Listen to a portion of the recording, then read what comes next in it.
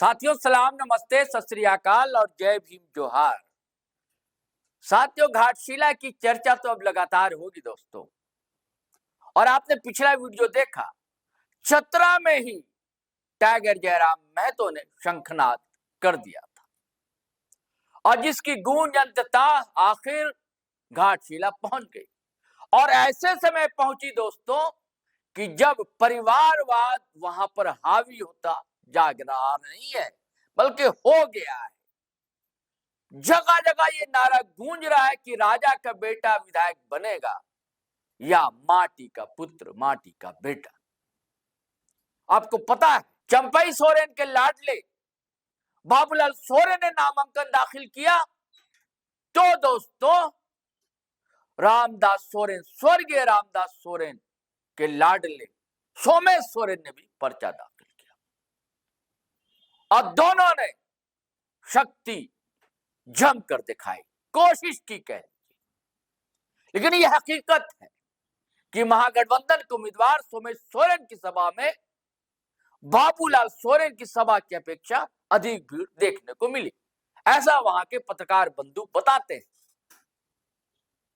लेकिन इधर जो चतरा में भीड़ जुटी थी दोस्तों, जिसकी मैंने चर्चा की पिछले वीडियो में, मैं इस बार इस वीडियो में भी इसलिए कर रहा हूं दोस्तों कि जरूरी है करनी उसकी चर्चा, इसलिए कि चतरा में कुर्मियों की आबादी नाम मात्र है और उनकी सभा में हर समाज से लोग बड़ी संख्या में, खास करके युवा, जुटे थे। ये जो आरोप चस्पा है उन पर अब इधर लगातार किया जा रहा है कि कुर्मियों के ही सिर्फ नेता है, ये गलत नहीं अपने समाज की बात करना। लेकिन घाटशिला के लोग इस बात को अच्छी तरह समझते हैं, आदिवासी समुदाय के भी लोग। खबर यह है दोस्तों, बड़ी खबर है, बड़ी खबर यह है कि टाइगर जयराम को राम मिल गए। अब जब राम मिल गए साथियों, तो चुनावी वध किसका होने जा रहा है आप समझ सकते हैं, और कैसे होगा यह भी समझ सकते हैं। हालांकि कई लोग यह भी कह रहे हैं कि यह जयराम की बड़ी चूक है, लेकिन दूसरी जानिब अगर इस कहानी को समझने की कोशिश करेंगे आप, तो दूसरी बातें पता चलेंगी। पहली तो यह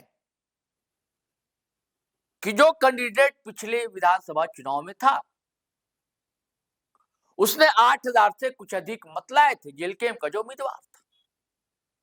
अब बीच में एक अफवाह चली कि उस उम्मीदवार था उसने इस्तीफा दे दिया जेलकेम से, जबकि ऐसी बात नहीं है।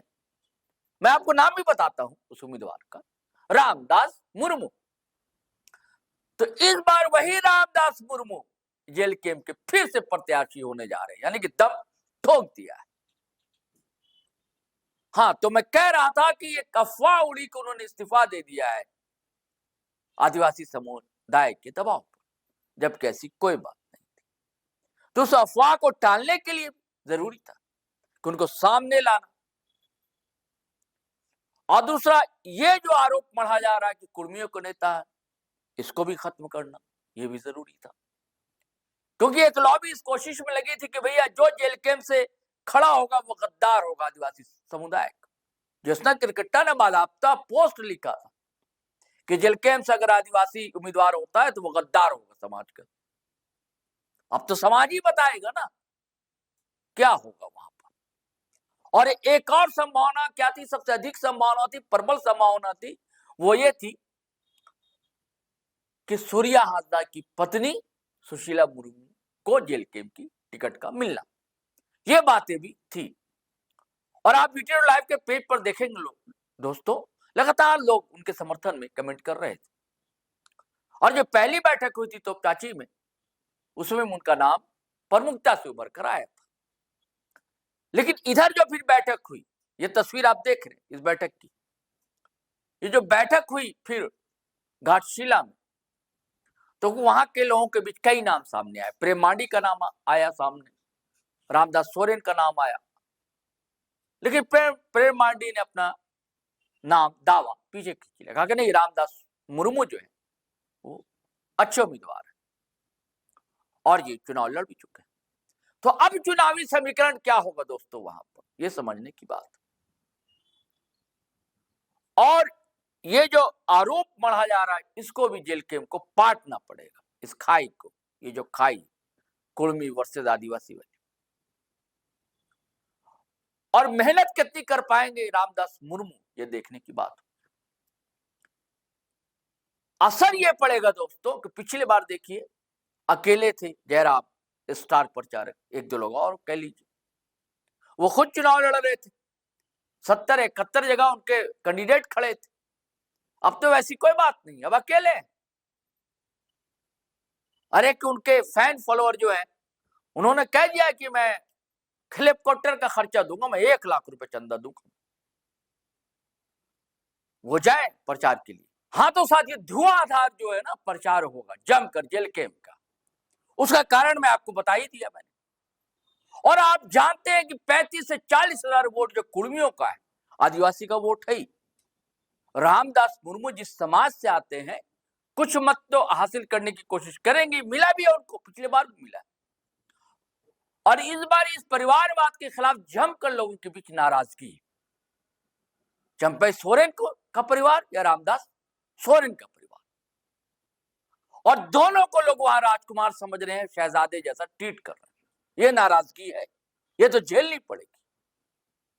जो असंतुष्ट वोटर है वो आएगा इधर, और जो फ्लोटिंग वोटर कहा जाता है, जो अंतिम समय निर्णय लेता है, अगर इनका प्रचार तंत्र मजबूत हुआ जेल कैंप का, तो वो सोचने पर विवश होगा। और कुर्मी मत आपको बताया, और पूरी टीम जो है दोस्तों जेल कैंप की, हर जगह की जो दिग्गज लीडर, जो बोलने वाले वोकल हैं, पप्पू कुर्मी है, संतोष महतो है, देवेंद्र नाथ महतो है, पूजा महतो है, ऐसे कई लोग जो वोकल है, बोलते हैं, अब भीड़ उनकी बातों को सुनना पसंद करती है। तो साथियों, ये कहानी है। अब हम अगले वीडियो में आपको विस्तार से बताएंगे, जमीनी रिपोर्ट बताएंगे कि क्या तस्वीरें वहां पर जो धुंधली थी कितनी उजली होते जा रही।